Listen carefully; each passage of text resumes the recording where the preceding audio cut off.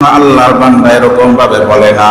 একটা কিতাব লেখার পর, একটা বই লেখার পর কোন আল্লাহর বান্দা এরকম ভাবে বলে না যে আমার এই গ্রন্থের মধ্যে কোনো ভুল নাই, কোনো সন্দেহ নাই, বরঞ্চ এটা লেখে নাই পাঠক ভাইরা যদি এই কিতাবের মধ্যে, যদি এই বইয়ের মধ্যে যদি কোনো ভুল এরকম ভাবে ভ্রান্তি যদি ধরা পড়ে যায় আমাদেরকে জানাবেন, আমরা সংশোধন করে দিব। কথা বলেন ঠিক কিনা? কিন্তু আল্লাহ পাক রব্বুল আলামিন জানায় দেন, বান্দা এই কোরআনটা নাযিল করার পর বান্দাদেরকে জানিয়ে দিলেন, ও বান্দা এই কোরআনুল কারীমের মধ্যে কোনো ভুল নাই, এই কোরআনের কারীমের মধ্যে কোনো সন্দেহ নাই। আল্লাহ পাক রব্বুল আলামিন চ্যালেঞ্জ করে ডাক দেয়া বললেন, আলিফ লাম মিম যালিকাল কিতাবু লা রাইবা ফীহি হুদাল লিল মুত্তাকিন।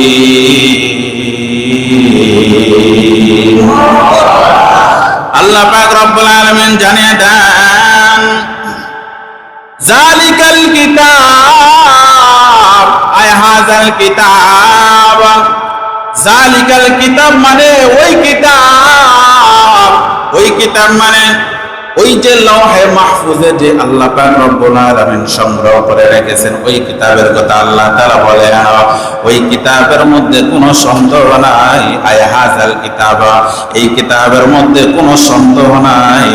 হুদাল লিল মুত্তাকিন, মুত্তাকিনদের জন্য এই কিতাব হলো হেদায়েত। জোরে বলি সুবহানাল্লাহ।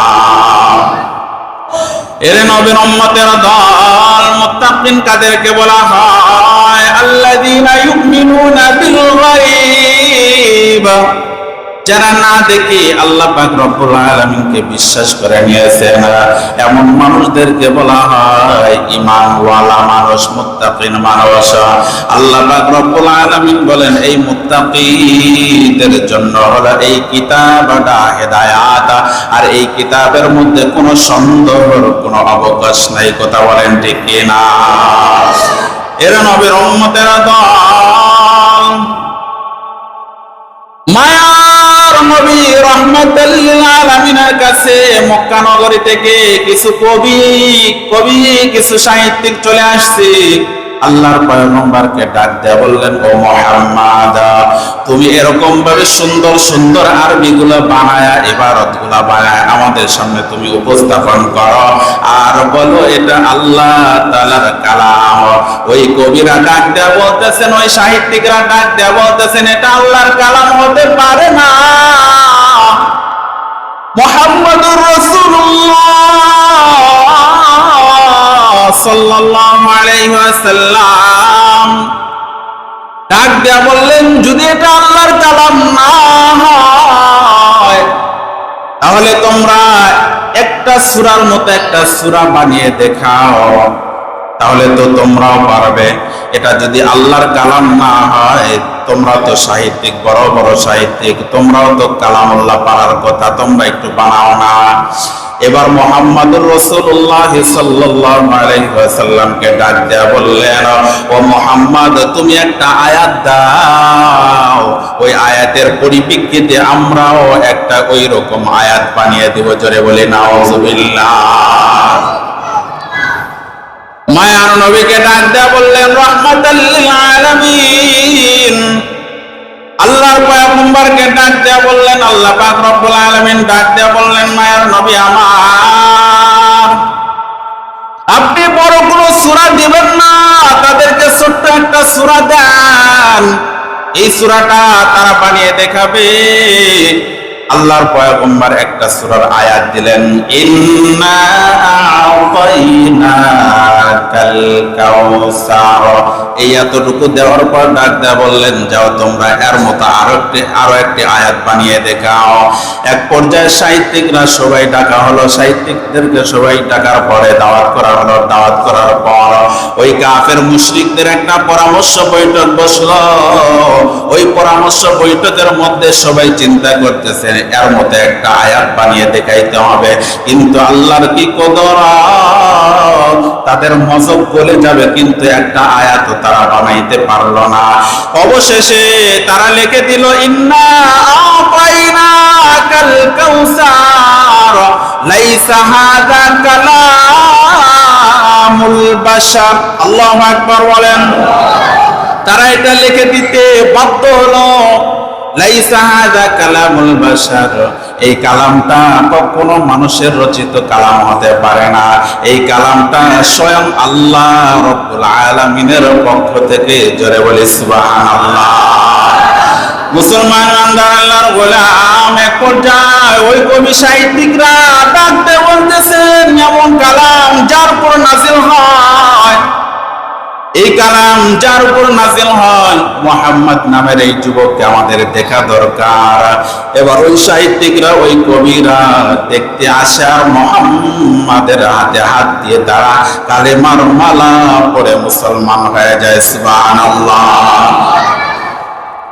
আল্লাহ পাক রব্বুল আলামিন চ্যালেঞ্জ করেছিলেন। আল্লাহ পাক রব্বুল আলামিন ডাক দিয়া বলেন, وَإِن كُنتُمْ فِي رَيْبٍ مِّمَّا نَزَّلْنَا عَلَىٰ عَبْدِنَا فَأْتُوا بِسُورَةٍ مِّن مِّثْلِهِ وَادْعُوا شُهَدَاءَكُم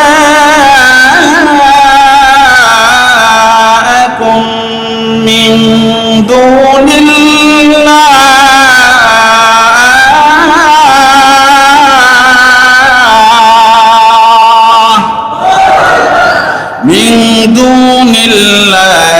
إن كنتم صادقين।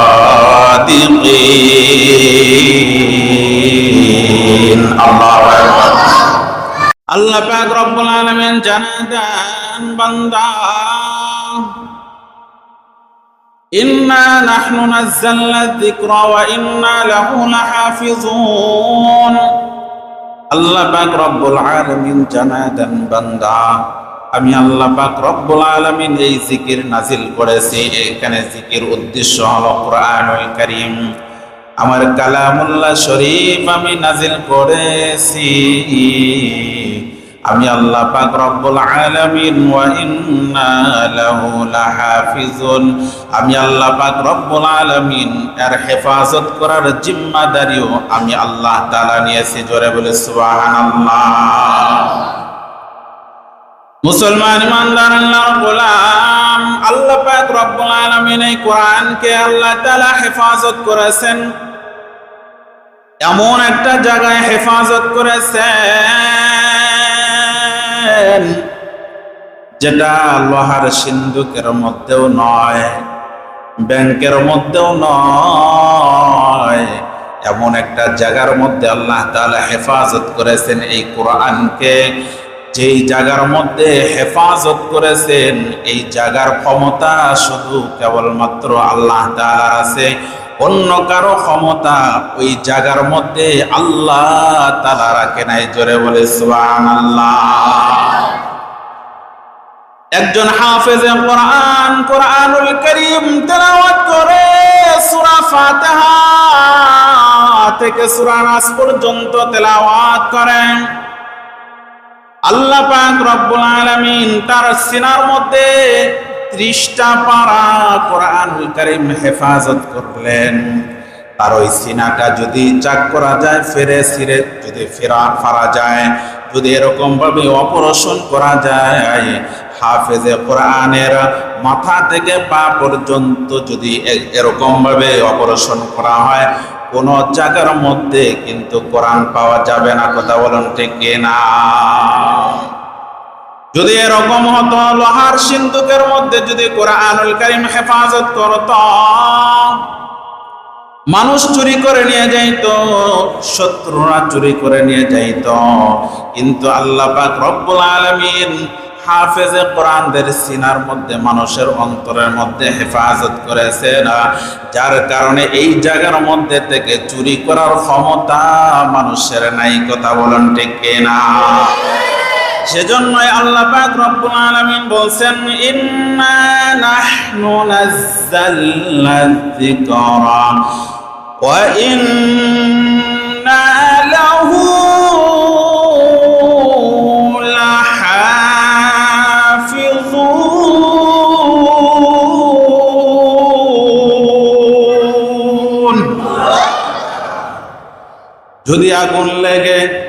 যদি আগুন লেগে ধ্বংস হয় পৃথিবীর সব বইয়ের দোকান, তবু বিশ্ব থেকে হারাবে না পবিত্র কোরআন।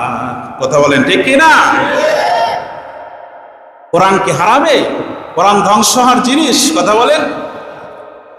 যদি আগুন লেগে ধ্বংস হয় পৃথিবীর সব বইয়ের দোকান, তবু বিশ্ব থেকে হারাবে না পবিত্র কোরআন।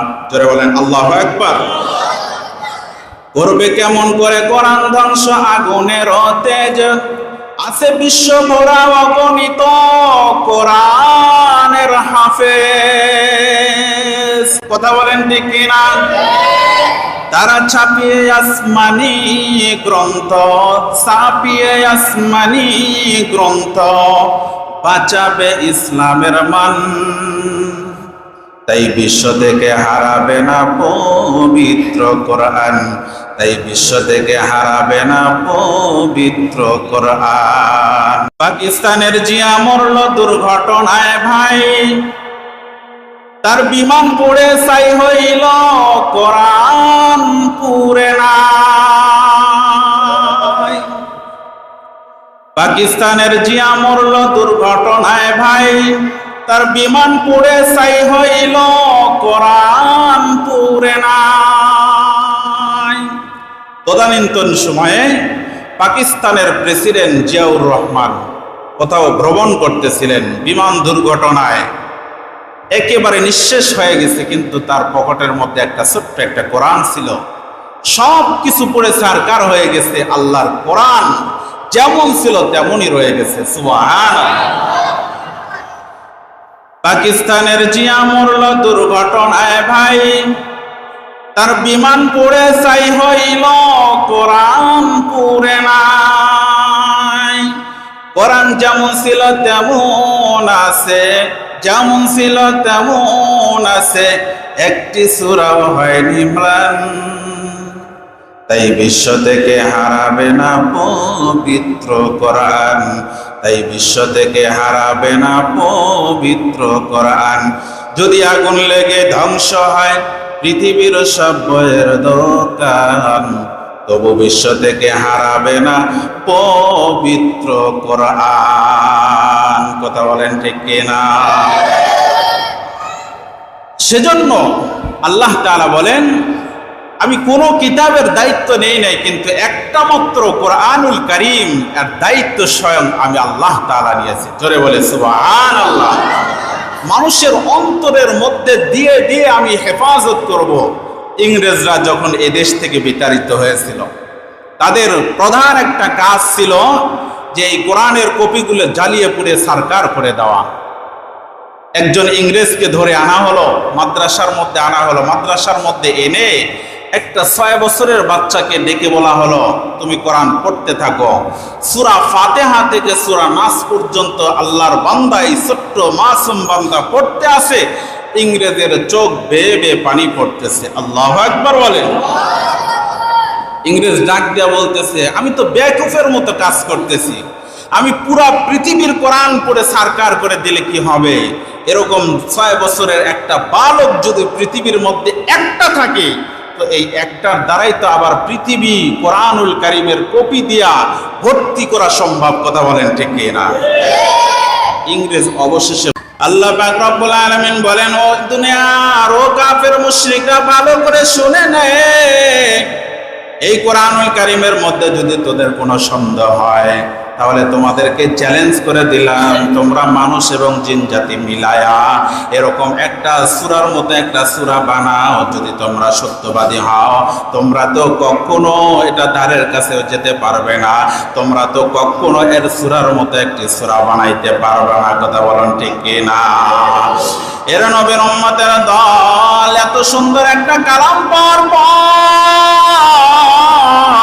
মানো না রে যুবক, মানো না বৃদ্ধ বাবাজি, ও পর্দারের মা, ভালো করে শুনে নাও।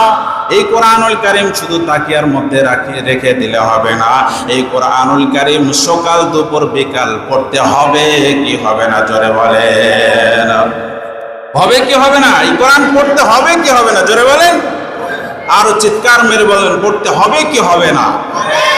শুধু কোরআন পড়লে হবে না, কোরআন মানতেও হবে। কথা বলেন ঠিক কি না? মুসলমান ইমানদার আল্লাহর গোলাম বিশরে হাফি নামের একজন আল্লাহর বান্দা ছিলেন। এই আল্লাহর বান্দা 24টা ঘন্টা মদ পান করত, মদের আড্ডার মধ্যে লিপ্ত থাকত। কিন্তু আল্লাহর বান্দা একদিন মদ পান করার জন্য রওনা হয়েছে, বাড়ি থেকে বের হয়ে গেছে। বাড়ি থেকে বের হওয়ার পর ওই আল্লাহর বান্দার সামনে একটা কাগজ পড়ে গেল। ওই কাগজের মধ্যে লেখা বিসমিল্লাহির রাহমানির রহিম। ওই কাগজের মধ্যে লেখা বিসমিল্লাহির রহমানির রহিম। ওই আল্লাহর বান্দা বিশরে হাফি মদ পান করার জন্য যাবে, কিন্তু ওই আল্লাহর বান্দা ওই কাগজটা দেখার প্রথমকে দাঁড়িয়ে গেল। ওই আল্লাহর বান্দা ওই কাগজখানা নেওয়ার পর মার কাছে গিয়ে মাকে ডাক দেয়া বললেন, মাকে ডাক দেয়া বললেন, ও মা, এই কোরআনুল কারীমের আয়াতটা তুমি হেফাজত করো। আমি তো মক্কর মানুষ, আমি আর হেফাজতের দায়িত্ব আমি নিতে পারবো না। এক পর্যায়ে মাকে ডাক দিয়ে বললেন, মা, এই টুকরাখানা তুমি হেফাজত করো, হেফাজতের দায়িত্ব তোমাকে দিলাম। মা এই টুকরাটা হাতের মধ্যে নেওয়ার পর আল্লাহ পাক রব্বুল আলামিনের দিকে ডাক দিয়ে বলতেছেন, ওগো মালিক, আমার এই সন্তানের দিকে কি একটু তোমার মায়া লাগে না? তোমার কি একটু দয়া হয় না রে মালিক? তোমার নামের হেফাজত করেছেন আমার সন্তান। ও দয়ার মালিক আল্লাহ, তুমিও আমার সন্তানকে হেফাজত করো, তুমিও আমার সন্তানকে আল্লাহ তুমি হেদায়েত দান করে দাও। সুবহানাল্লাহ। এর নবীর উম্মতের দল, সেজন্য যুবক ভাইদেরকে বলবো, যুবক, তুমি হাজারো অপরাধ করো, হাজারো অন্যায় করো, মা বাবার কলিজায় কোনো আঘাত দিবে না, কোনোদিন আঘাত করবে না। বাবার কলিজার মধ্যে কোনোদিন আঘাত করবে না। বাবা মার অসন্তুষ্টি তুমি অর্জন করবে না। মা বাবা সন্তুষ্ট থাকে সেই পথেই তোমাকে চলতে হবে। কথা বলেন ঠিক কিনা? আসমান জমিনের মালিক আল্লাহ বলেন, বান্দা, আল্লাহ পাক রব্বুল আলামিন ডাক দেয়া বলেন, তোমার মা যদি অসুস্থ থাকে, তোমার বাবা যদি এরকম ভাবে অসন্তোষ থাকে তোমার পর, আসমান জমিনের মালিক আমি আল্লাহ তোমার পুরো অসন্তুষ্ট হয়ে যায়। বাশার নামের ওই যুবক এবার মার কাছে ওই টুকরা দেওয়ার পর আবার রওনা হওয়ার পর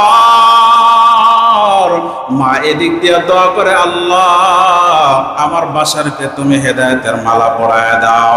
ওই দিক দিয়ে আসমান জমিনের মালিক আল্লাহ পাক রব্বুল আলামিনের অন্তরের মধ্যে একটা জোশ মেরে উঠছে। ওই জামানার একজন আল্লাহওয়ালা মানুষ হযরতে হাসান বসরি রহমাতুল্লাহি আলাইহি, হাসান বসরি রহমাতুল্লাহি আলাইহিকে স্বপ্নে দেখায় আল্লাহ পাক রব্বুল আলামিন ডাক দেয়া বললেন, রে হাসান, আর দেরি করবা না, ঘুম থেকে ওঠো। তোমার ঘুম কি এখনো হয় না?